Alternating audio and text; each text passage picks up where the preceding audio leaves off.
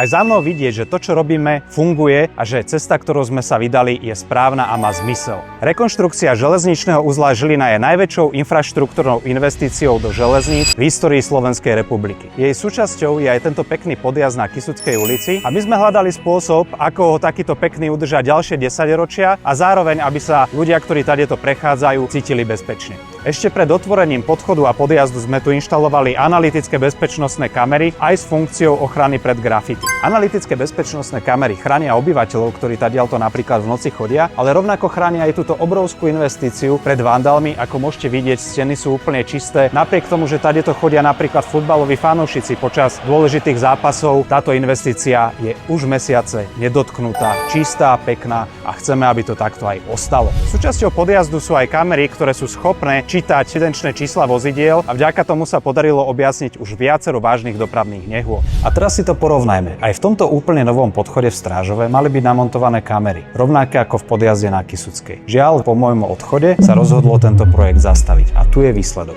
Špina, pocit nebezpečia a strach. Vandali sa tu naozaj vybúrili a náklady na odstránenie ich dôsledku bude stať viac ako kamerový systém.